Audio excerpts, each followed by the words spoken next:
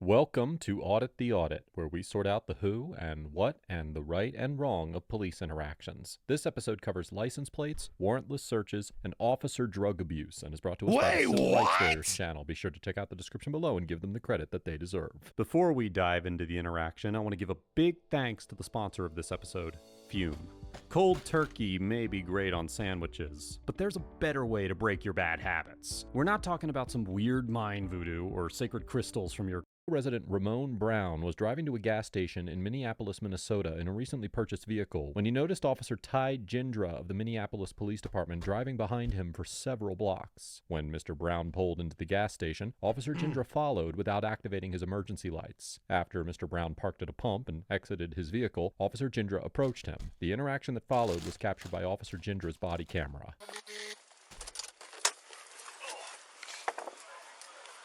You gotta have that temp tag down, man. Temp tag needs to be down lower. Is it up high? 625. Why don't you just sit in the car? What'd I do? 625. Sit in the car. Get in the car. That's expired, is it not? But what did I do? Sit in your car. Sit in the car. All right, I'll take your license and your proof of insurance. Okay. What did I do? Hey, I need your license and proof of insurance. Your temp tag is expired. Can I be any more clear to you? I got the registrations right there. That's why I was. Chat, sometimes I feel like I wouldn't, this is going to sound fucked up. When I hear shit like this, I'm just like, I hope this guy goes down the wrong neighborhood one day. Trying to tell you. You need to have license plates on your car. Officer Gindra orders Mr. Brown to present his driver's license and proof of insurance, citing an expired temporary tag and the absence of license plates on his car. And Mr. Brown attempts to clarify that his license plate is visible in the rear window. Under Section 168.092 of the Minnesota statutes, individuals who purchase a new or used motor vehicle may obtain a 21-day temporary permit, which must be affixed to the rear of the vehicle where a license plate would normally be affixed and plainly visible. However, because Mr. Brown's temporary permit was expired, he would need to display license plates in a manner that complied with state law. According to Section 169.79 of the Minnesota statutes, one license plate must be displayed on the front of the vehicle and one license plate must be displayed on the rear. The statute also requires that, now quoting, all plates must be 1. Securely fastened so as to prevent them from swinging, 2. Displayed horizontally with the identifying numbers and letters facing outward from the vehicle, and 3. Mounted in the upright position. According to the statute, the driver must also keep the plate legible, unobstructed, and free from grease, dust, or other blurring material so that the lettering is plainly visible at all times, and may not cover any letters and numbers or the name of the state of origin, now quoting, with any material whatever, including any clear or colorless material that affects the plate's visibility or reflectivity. Although the statute does not explicitly state that the license plate must be mounted on the exterior of the vehicle and cannot be displayed in the rear window, it has generally been interpreted to require such exterior display. And in an Ask a Trooper column for the Albert Lee Tribune, Sergeant Troy Christensen of Minnesota State Patrol wrote that, quote, license plates must be displayed on the front and rear of the vehicle. They cannot be displayed in the front windshield or rear window. The fact that Section 169.79 requires the license plate to be mounted and prohibits covering the license plate with any material, which would arguably include a glass windshield, supports this interpretation. Further, Section 169.50 of the Minnesota statutes requires that the license plate be illuminated with a white light by a rear lamp or a separate license plate lamp so as to render the license plate legible from a distance of 50 feet to the rear, and such a requirement could not be met by a license plate placed in the rear windshield. In the 2008 case of Frazier versus Commissioner of Public Safety, the Minnesota Court of Appeals held that an officer had reasonable suspicion to conduct a traffic stop when a vehicle's license plate was partially obstructed by snow, in violation of the requirement of Section 169.79 that drivers keep their license plates unobstructed. In reaching this conclusion, the court reasoned that, quote, our cases do not require much of a showing in order to justify a traffic stop. Ordinarily, if an officer observes a violation of a traffic law, however insignificant, the officer has an objective basis for stopping the vehicle. As such, it is likely that a court would conclude that Officer Gindra had probable cause to detain Mr. Brown based on the observed license plate violation. Give me your license and your proof of insurance, or you're going in handcuffs. All my registration tags. No proof of insurance? That last spot may be at 3rd and Franklin. I don't believe there's a BP at 3rd and Nicholas. 3rd and Franklin. All right, step out of the car. Copy. Turn around, translator back. And 505, I'll start the back above. Wait, what is happening? Why are you driving without a license, man? Huh? That's kind of stupid, isn't it? Let's go. You got anything illegal in the car? Spread your feet.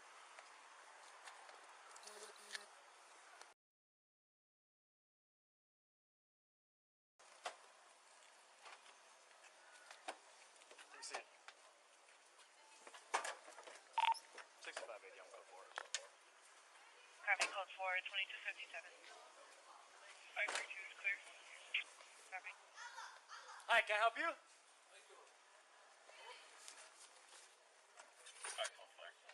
Copy.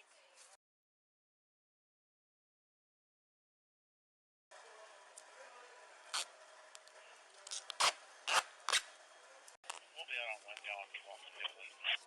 After Mr. Brown provides Officer Jindra with an identification card rather than a driver's license, Officer Jindra handcuffs Mr. Brown, places him in the cruiser, and conducts a thorough vehicle search. Under Section 171.08 of the Minnesota statutes, quote, every licensee shall have the license in immediate possession at all times when operating a motor vehicle, and shall display it upon demand of a peace officer. However, the statute clarifies that, now quoting again, no person charged with violating the possession requirement shall be convicted if the person produces a driver's license previously issued to that person which was valid at the time of arrest, or satisfactory proof that at the time of the arrest the person was validly licensed. Now, while Officer Jindra could have used Mr. Brown's ID card to determine whether or not Mr. Brown was actually licensed, the statute would not require him to do so, and it is likely that a court would conclude that Officer Jindra had probable cause to arrest Mr. Brown for failing to display his driver's license, which would likely render the use of handcuffs and placing Mr. Brown in the cruiser lawful. However, even if a court found Officer Jindra's restraint of Mr. Brown to be constitutional, it would almost certainly determine that the search of Mr. Brown's vehicle was not. Although the Supreme Court held in the 1983 case of Michigan versus Long that, quote, the search of the passenger compartment of an automobile is permissible if the police officer possesses a reasonable belief that the suspect is dangerous and the suspect may gain immediate control of weapons, Officer Jindra had no reason to suspect that Mr. Brown was dangerous, and at the time he conducted the search, Mr. Brown was secured in handcuffs in the backseat of the cruiser, which would eliminate any possibility that he might gain immediate control of any weapons that could be hidden in the vehicle. Likewise, while there are situations where officers may conduct a warrantless search of a vehicle after they place a recent occupant under arrest, as the Supreme Court explained in the 2011 case of Davis versus United States, such a search is only constitutional, now quoting, if the arrestee is within reaching distance of the vehicle during the search, or if the police have reason to believe that the vehicle contains evidence relevant to the crime Wait, of arrest.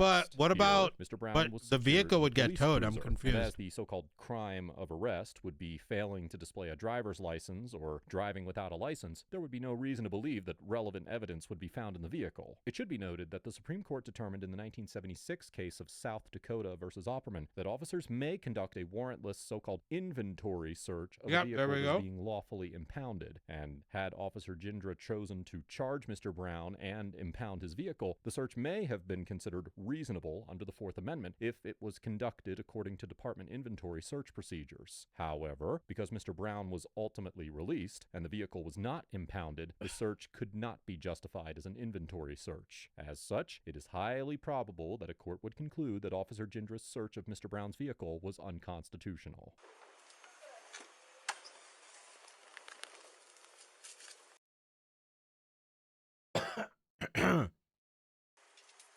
I feel like some more shit's about to go down. Wait, is that Coke? What's the buddy you got in your car? What is this? Huh? What does that look like to you? You don't know? No idea, huh? What would you guess it'd be? You have no idea? Alright, I'll just tell you. That's not mine. While searching the vehicle, Officer Jindra appears to find a white powdery substance inside some folded currency, although the alleged discovery of the item was not captured by Officer Jindra's body camera, and Mr. Brown denies knowledge or ownership of the substance. In addition to denying any knowledge of the substance during the interaction, a lawsuit that Mr. Brown filed concerning this interaction alleges that the white powdery substance did not belong to Mr. Brown or his friend, and that Officer Jindra brought the substance to the interaction. Damn! planted it in Mr. Brown's vehicle. After a pattern of similarly so-called questionable citizen encounters was identified, Officer Jindra was investigated by the FBI and was eventually charged with multiple counts of acquiring a controlled substance by deception in violation of Section 843A3 of Title 21 of the U.S. Code, which states that, quote, "It shall be unlawful for any person knowingly or intentionally to acquire or obtain possession of a controlled substance by misrepresentation, fraud, forgery, deception, or subterfuge." As summarized in a press release issued by the U.S. Department of Justice, the indictment alleged that from at least September of 2017 through at least October of 2019, Officer Jindra abused his position as a Minneapolis police officer to obtain controlled substances, including methamphetamine, heroin, oxycodone, cocaine, and other drugs for his personal use. Specifically, the indictment charged that Officer Jindra diverted drugs that he confiscated from lawful searches of persons and vehicles for his own purposes without reporting, logging, or placing the substances into evidence, and without informing other officers about the controlled substances that he had confiscated. Additionally, the indictment asserted that Officer Jindra would find ways to interact with or search an individual, vehicle, or residence so that he could surreptitiously recover controlled substances, including by conducting searches beyond the scope warranted under the circumstances. Now, although Officer Jindra was not charged with a drug-related crime stemming from his encounter with Mr. Brown, Officer Jindra was also charged with 3 counts of deprivation of rights under color of law. One of these counts alleged that Officer Jindra willfully deprived Mr. Brown of the right to be free from unreasonable searches and seizures in violation of Section 242 of Title 18 of the U.S. Code, which prohibits willfully subjecting another individual to the deprivation of their constitutional rights under color of law. Now, although no one but Officer Jindra can know his true intentions during the encounter with Mr. Brown, it seems likely that a court would find that he intended to deprive Mr. Brown of his rights when he searched his vehicle in violation of the Fourth Amendment. And that's why I was trying to explain to you that the plates is, and the registrations is all right there in the window. All right. Can I show you? I'm gonna give you a break. You have the license, you know that, right? Yes, but because I was just using my brother's car. Can I show you the plates? Go ahead. I'll show you. The guy who you bought the car from, he told my brother, he said, don't put him on until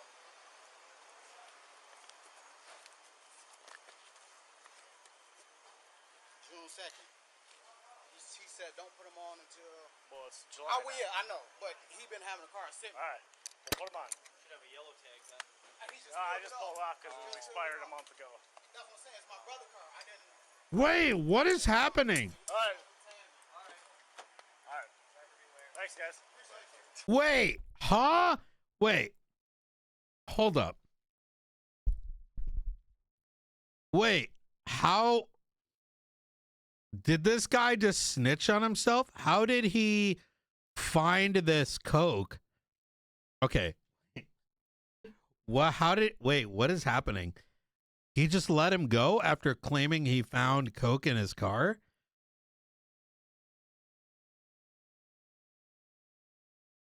This is probably how he got fucked. Like, wait, what? You get what I'm saying, right? Like, in GTRP, sure. I mean, okay. Even in real life, a cop may let you go. But when you consider, like, the series of actions that transpired, I don't know.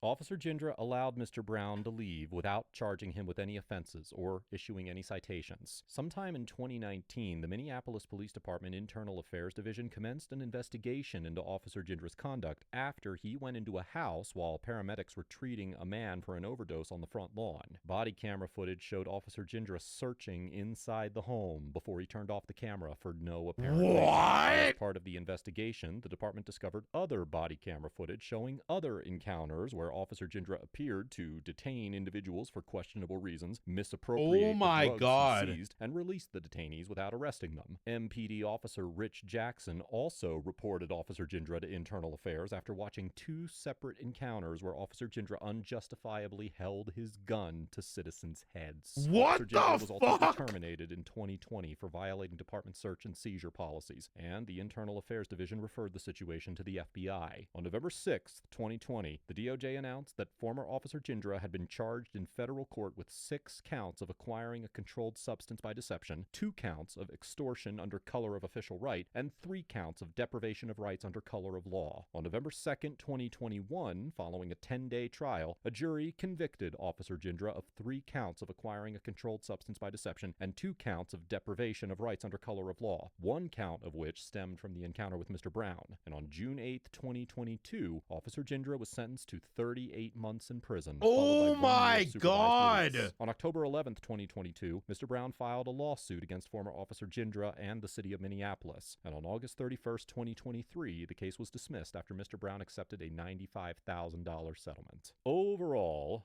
former Officer Jindra gets an F for behaving in an unprofessional and hostile manner throughout the interaction, searching Mr. Brown's vehicle without a warrant or any constitutional justification for doing so, and seemingly planting drugs in Mr. Brown's vehicle, potentially in an attempt to intimidate Mr. Brown into keeping quiet about the encounter. Now, while we do not know for certain that Officer Jindra planted the white substance in the vehicle, it would be consistent with his actions in other detentions, and he appeared to position his body so that the so-called discovery of the substance would not be captured on camera. Additionally, although it is impossible to say for certain, it also appears that Officer Jindra may have removed paper currency from Mr. Brown's wallet, potentially then using the same bill to plant the white substance. We'll be out on one down if you want some different.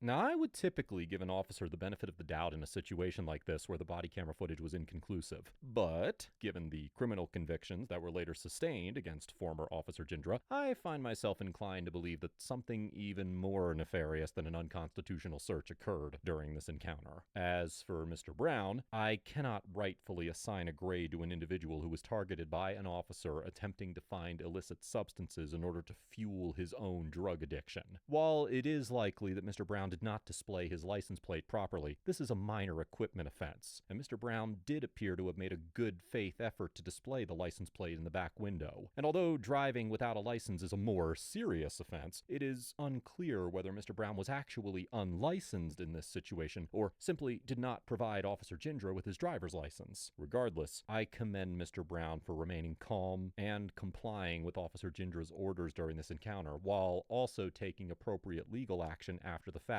to seek recompense for the violation of his constitutional rights. Let us know if there is an interaction or legal topic that you would like us to discuss in the comments below. Thank you for watching, and don't forget to check out my second channel for even more police interaction content.